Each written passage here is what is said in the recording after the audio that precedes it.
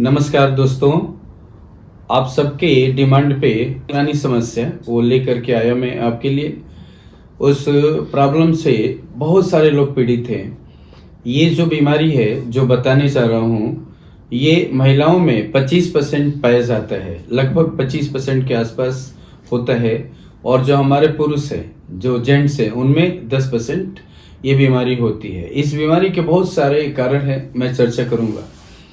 तो आपको बताते हैं कि बीमारी कौन सी है। Varicose veins. इसमें क्या होता है कि स्पाइडर की तरह नसें टेढ़ी मेढ़ी हो जाती हैं।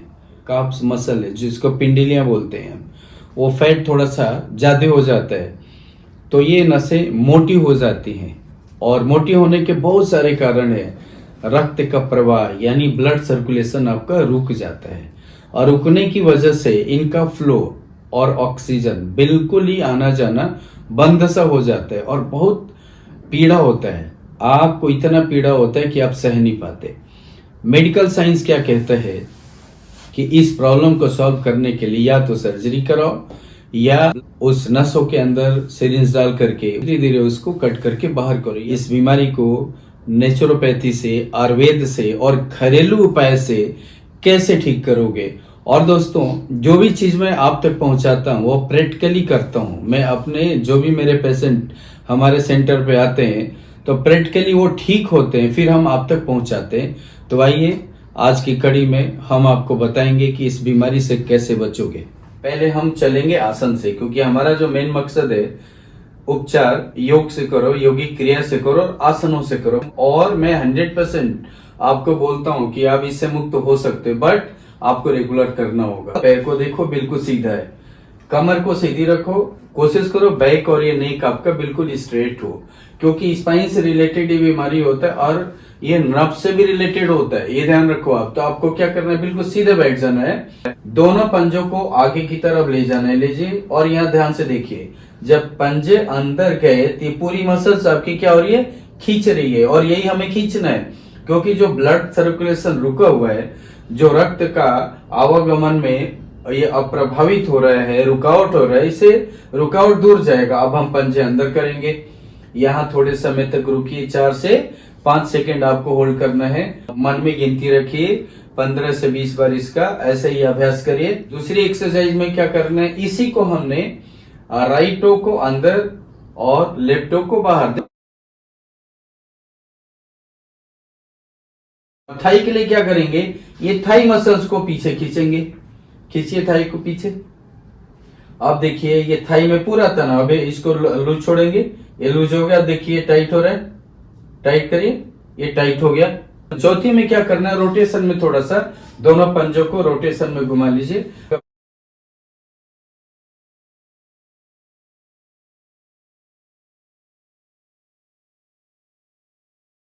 अब हम बताएंगे आपको 5वीं एक्सरसाइज।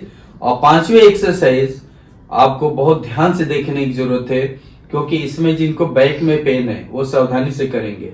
वो टॉवल का यूज कर सकते हैं, वो किसी बेल्ट का इस्तेमाल कर सकते हैं, लेकिन इतनी मुश्किल भी नहीं है। इस आसन का नाम है जानु शीर्षासन।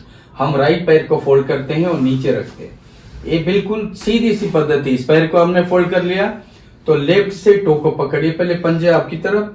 देखिए बिल्कुल सिंपल सी है, इतना बड़ा मेथड कुछ भी नहीं है। हमारा टारगेट है थाई ज्वाइंट से और काफ मसल्स तक खिंचाव। आप क्या करेंगे, हाथ को आगे खींचे और यहां से झुकने का प्रयास करें, और सिर को ऊपर की तरफ खींच कर रखिए, पूरा खिंचाव। ये पूरा खींच रहा है कि नसों में रक्त का प्रवाह रुक रहा था, ब्लड सर्कुलेशन रुक रहा था। जो स्पाइडर की तरह टेढ़ी मेढ़ी बन रही थी, लाल और नीली नसें हो रही थी, वो कुछ समय में नॉर्मल हो जाएंगी और सामान्य हो जाएंगी, जिसमें आप अब पीड़ा से मुक्त हो जाओगे। अब हम क्या करेंगे, श्वास भरते हुए दोनों हाथ ऊपर करेंगे। देखिए हमने श्वास भरा, रिलीज किया ब्रीथ को, और आराम से हाथ को यहाँ रखेंगे साइड में, और हम इसी क्रिया को दूसरे पैर से दिखाएंगे आपको। क्या करेंगे, आप इसमें रिलैक्स करने के लिए बटरफ्लाई आसन कर सकते हैं। बटरफ्लाई देख लीजिए आराम से, बहुत सुंदर। कमर गर्दन सीधी रख करके आराम से करें। दोस्तों, अब आपको बताऊंगा मैं घरेलू उपाय। आपको कहीं भी घर से बाहर नहीं जाना, ना कोई मेडिसिन लेके आना है, आपके घर में ही सारा उपचार है, आपके किचन तक। ध्यान से सुनना। सबसे पहले क्या करना है, 2-3 कली लहसुन का लो और हल्के आंच पे दूध में पकाओ और रात को सोने से पहले आप उसको पियो। इस रोग में ये काफी अच्छा लाभ पहुंचाता है। अदरक के रस में थोड़ा सा शहद मिला के सुबह और शाम लो। मतलब अदरक का रस थोड़ा सा हो, जैसे आपने क्वार्टर स्पून से भी थोड़ा कम लिया, तो उतनी आप शहद लो और मिला के जीभ पे रखो और ट्राई करो कि जीभ पे थोड़े टाइम रहे और फिर धीरे धीरे आपके सतह से होते हुए, आपके नसों से होते हुए, थ्रोट से होते हुए और वो पूरे शरीर तक प्रभावित। रात को हल्दी दूध सोने से पहले आप जरूर लो। अब हम बताएंगे दोस्तों कि क्या खाओगे जिससे इस रोग से आप जल्दी से छुटकारा पा जाते हो। पहला है दोस्तों चुकंदर, दूसरा है आपका ब्रोकली, तीसरा है प्याज, पालक और आप छाछ का भी सेवन कर सकते हो। छाछ भी इसमें काफी लाभ आपको पहुंचाता है। अगर आप ग्रीन टी के शौकीन हो तो सुबह शाम ले सकते हो। इस बीमारी में ग्रीन टी भी अच्छा लाभ पहुंचाता है। अब क्या करेंगे, इस बीमारी में हल्का सा मसाज की भी जरूरत है।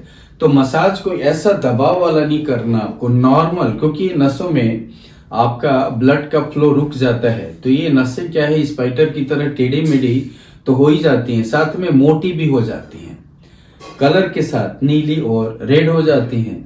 तो आपको डरने की जरूरत नहीं है, कोई भी ज्यादा स्ट्रेस लेने की जरूरत नहीं है। ये नहीं स्ट्रेस लो ताकि आगे पता चले आपको हृदय से संबंधित कोई बीमारी हो जाए, कोई अल्सर हो जाए, क्योंकि इनके कारण से आपको मैंने बताया था कि अल्सर और हृदय आघात हो सकता है, बीपी आपका लो और हाई हो सकता है। लहसुन की 8 और 10 कलियां लो और संतरे का जूस और हाफ स्पून जैतून का तेल, ये सारा मिला करके एक बाउल में, एक छोटे से प्याले में रखो, पेस्ट की तरह बनाओ और जहां जहां नसें निकली है ना वहां पे लगाओ और बिल्कुल हल्का मसाज, ऐसे नीचे से ऊपर, यानी कि आपके एंकल से लेके ऊपर की तरफ, ऐसे नहीं ले जाना, विपरीत दिशा में करो। एक्सरसाइज करेंगे, पॉजिटिव सोचिए, योग से सदैव जुड़े रहिए। जब तक योग से जुड़े रहेंगे ना, कोई बीमारी नहीं होगी।